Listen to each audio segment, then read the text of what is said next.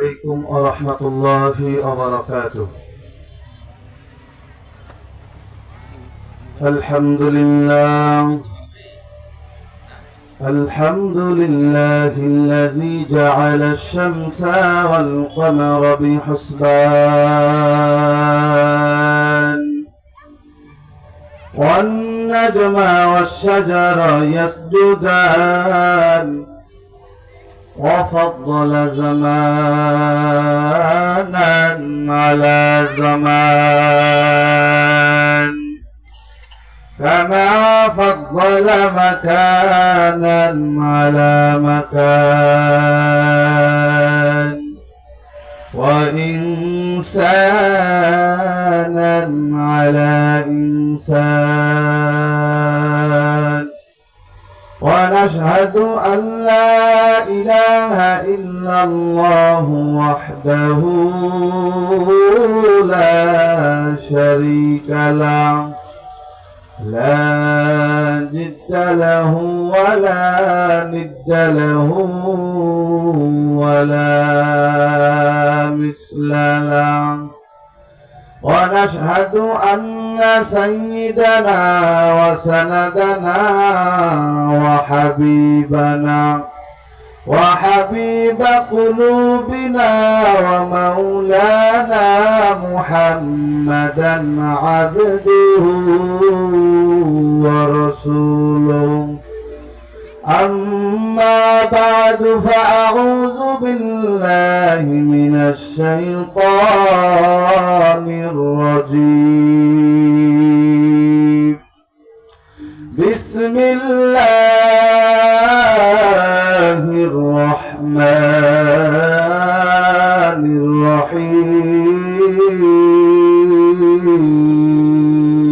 الرحيم يا أيها الذين آمنوا اتقوا الله حق تقاته ولا تموتن إلا وأنتم مسلمون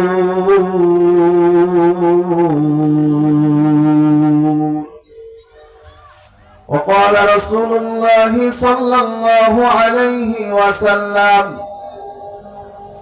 من بكى من خشية الله حرم الله تلك العين على النار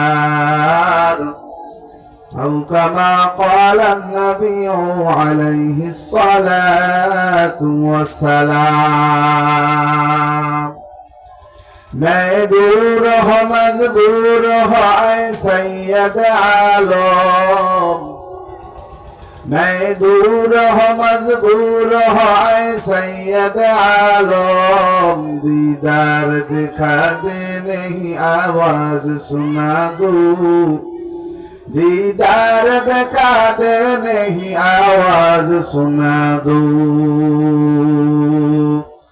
मैं सूरत यूसुफ को नहीं चाहने वाला मैं सूरत यूसुफ को नहीं चाहने वाला मैं कैसे के मानिंद नहीं आशिक लैला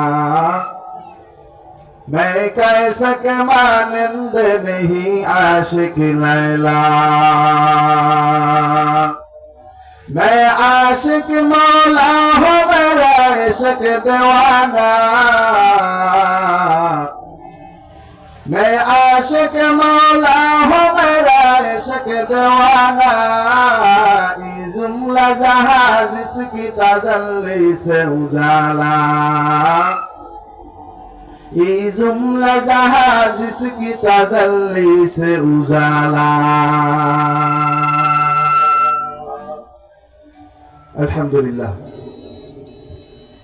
ভাগলপুর নুরানি হাফিজিয়া কওমি মাদ্রাসার উদ্যোগে হাফেজ ছাত্রদের পাগড়ি প্রদান উপলক্ষে তাফসীরুল কোরআন মাহফিল আজকের মাহফিলের সম্মানিত সভাপতি প্রধান অতিথি বিশেষ অতিথি আমন্ত্রিত ওলামা ইকরাম এবং আমার সামনে কলিজার টুকরা যুবক ভাইরা আমার এবং পর্দার আড়ালে শ্রবণরতা মা ও বোনেরা সর্বপ্রথম আল্লাহ রাব্বুল আলামিনের দরবারে লক্ষ কোটি শুকর ও সুজুদ যে আল্লাহ রাব্বুল ইজ্জাত আপনাকে আমাকে এই জান্নাতের বাগানে আসার মতো বসার মতো সুবর্ণ সুযোগ দান করলেন। এই জন্য অন্তরের অন্তঃস্থল থেকে কালিমাতুশ শুকর আদায় করি। সকলে পড়ি আলহামদুলিল্লাহ। দরুদ ও সালাম সাইয়্যিদুল মুরসালিন রাহমাতুল লিল আলামিন শাফিউল মুজনিবিন খাতামুন নাবিয়্যিন হযরত মুহাম্মদ রাসূলুল্লাহ সাল্লাল্লাহু আলাইহি ওয়াসাল্লাম। সম্মানিত প্রিয় হাজিরিন, আপনারা এই জান্নাতের বাগানে আসতে পেরে বসতে পেরে খুশি না বেজার? এই জন্য যদি আপনারা খুশি হয়েই থাকেন তাহলে আরেকবার কালিমাতুশ শুকর আদায় করে সকলে পড়ি আলহামদুলিল্লাহ। আমি আপনাদের সামনে কালামুল্লাহ শরীফ থেকে একটি আয়াতে কালিমা তেলাওয়াত করেছি এবং রাসূলুল্লাহ সাল্লাল্লাহু আলাইহি ওয়াসাল্লামের অসংখ্য অমীয় বাণী থেকে একটি হাদিস শরীফ তেলাওয়াত করেছি। এর উপরেই কিছু কথা বলে শেষ করব। মা আলাইনা তৌফিক ইল্লা বিল্লাহ। আল্লাহ তাআলা কালামুল্লাহ শরীফের মধ্যে বলেন, ইয়া আইয়ুহাল্লাযীনা আমানুত্তাকুল্লাহা হাক্কা তুকাতিহি ওয়া লা তামুতুন্না ইল্লা ওয়া আনতুম মুসলিমুন। আল্লাহু আকবার। আল্লাহ তাআলা বলেন, হে ইমানদারগণ, তোমরা আমি আল্লাহকে ভয় করো। জোরে বলেন, কাকে ভয় করার কথা বলেছেন? আল্লাহ তাআলাকে ভয় করো এবং পরিপূর্ণ মুসলমান না হয়ে কবরে আসিও না। জোরে বলেন সুবহানাল্লাহ। আল্লাহ তাআলাকে ভয় করার মতো ভয় করা লাগবে। হে মুমিন, আল্লাহ বলেছেন তোমরা আমাকে ভয় করো, যেভাবে ভয় করেছিলেন সাহাবায়ে কেরাম, যেভাবে ভয় করেছিলেন তাবেঈন, খুলাফায়ে রাশিদিন, আইম্মায়ে মুজতাহিদিন, তাদের মতো ভয় করা লাগবে। কথা বলেন ঠিক না ঠিক? ওই নবীর আশিক উম্মতের দল আল্লাহ যত বড় তত আপনার আমার ভয় করা সম্ভব নয়। এই জন্য আল্লাহ তাআলা বলেন, ইত্তাকিল্লাহা মাসতাতাতুম, তোমরা তোমাদের সাধ্য অনুযায়ী আল্লাহ তাআলাকে ভয় করো। ওরে নবীর আশিক উম্মতের দল, আল্লাহ তাআলাকে ভয় করা লাগবে। তার কারণ আল্লাহ তাআলাকে ভয় না করলে আপনার আমার ঈমান মজবুত হবে না। আল্লাহ তাআলাকে ভয় করা লাগবে। আল্লাহ তাআলা বলেছেন, ইয়া আইয়ুহাল্লাযীনা আমানুত্তাকুল্লাহ, হে ঈমানদারগণ, তোমরা আমাকে ভয় করো। শুধু মুখে বললে হবে না, শুধু জবানে বললে হবে না, কাজে পরিণত করে দেখাতে হবে। কথা বলেন ঠিক না ঠিক? আল্লাহ তাআলা বলেন, ওয়ালা তামুতুন্না ইল্লা ওয়া আনতুম মুসলিমুন, তোমরা মুসলমান না হয়ে কবরে আসিও না। আল্লাহ তাআলা বলে নাই তোমরা বক্তা না হয়ে কবরে আসিও না। আল্লাহ তাআলা বলে নাই তোমরা ব্যবসায়ী না হয়ে কবরে আসিও না। আল্লাহ তাআলা বলে নাই তোমরা ডাক্তার না হয়ে কবরে আসিও না। আল্লাহ তাআলা বলে নাই তোমরা মাস্টার না হয়ে কবরে আসিও না। আল্লাহ তাআলা বলেছেন তোমরা মুসলমান না হয়ে কবরে আসিও না। ওই নবীর আশিক উম্মতের দল, তাহলে আয়াত থেকে বোঝা গেল মুসলমান হওয়া লাগবে। মুসলমান না হলে আপনার আমার কোনো উপায় নাই। কথা বলেন ঠিক না ঠিক? শুধু মুসলমানের ঘরে জন্মগ্রহণ করলে আর খতনা খাটাইলে মুসলমান হওয়া যায় না।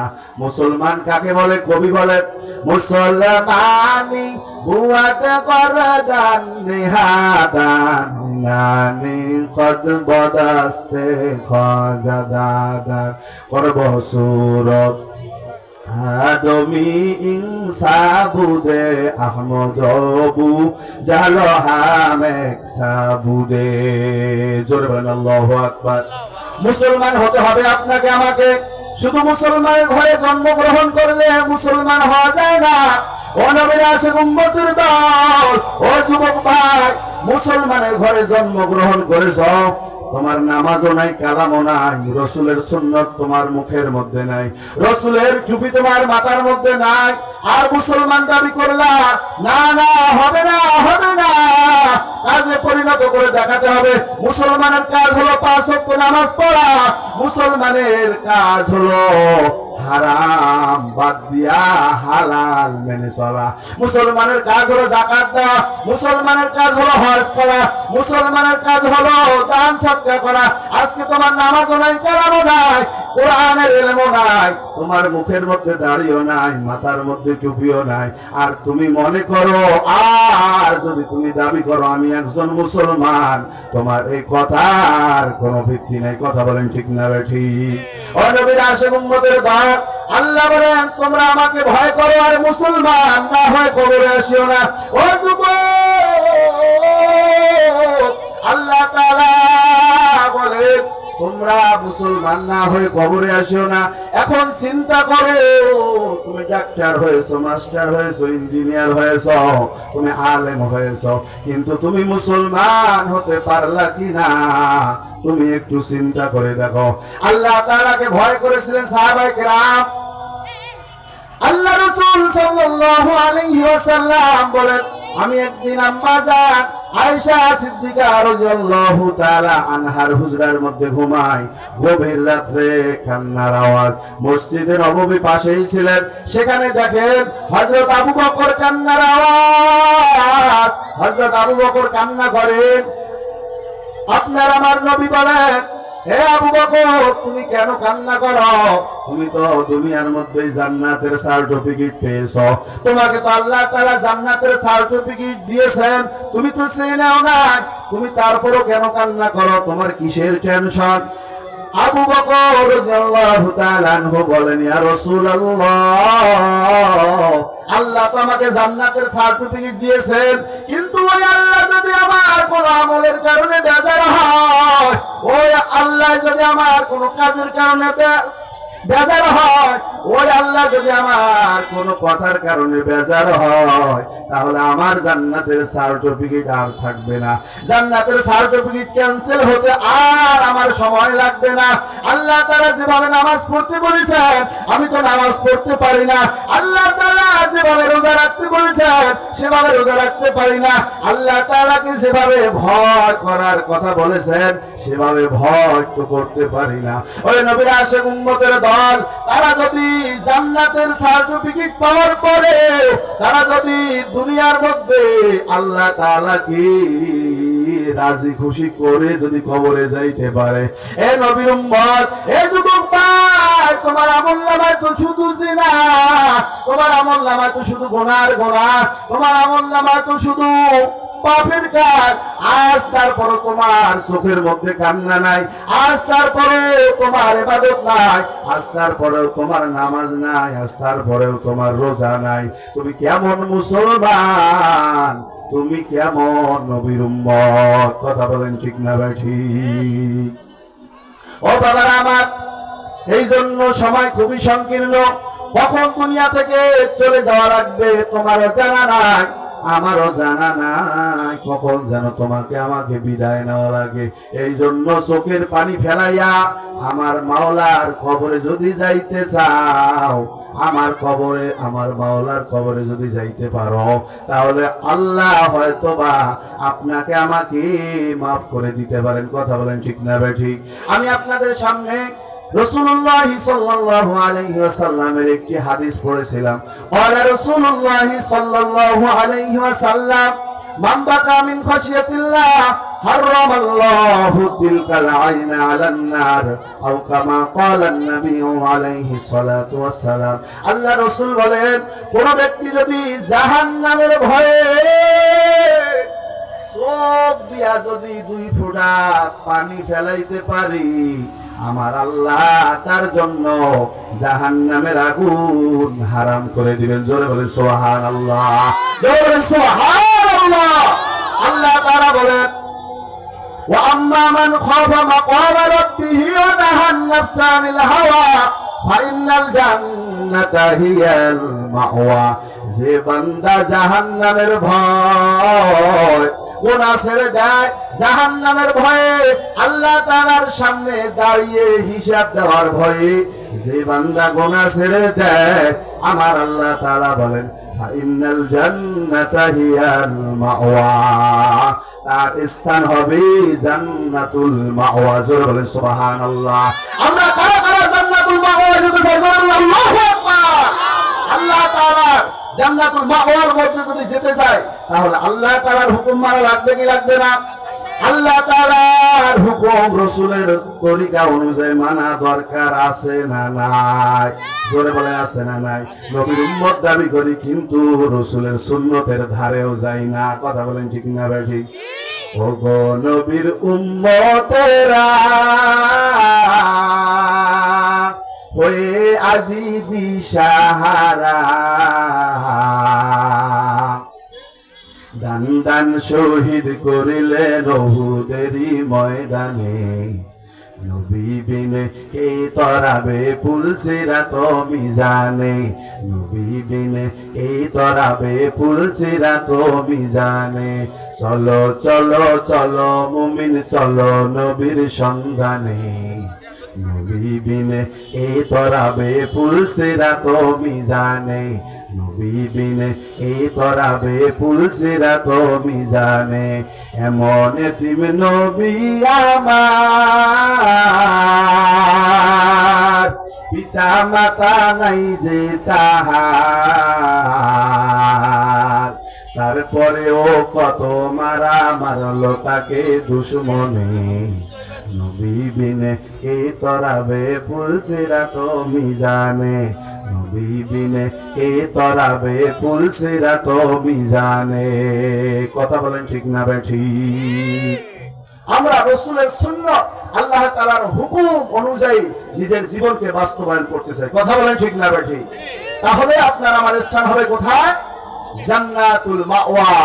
আল্লাহ তাআলা আপনাকে আমাকে জান্নাতুল মাওয়ার মেহমান হিসেবে কবুল করুক। সকলে বলুন আল্লাহুম্মা আমিন।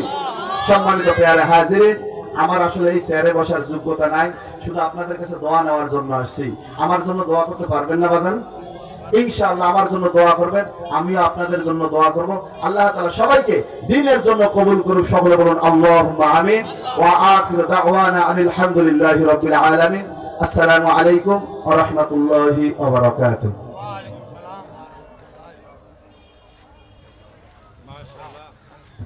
মাশাআল্লাহ।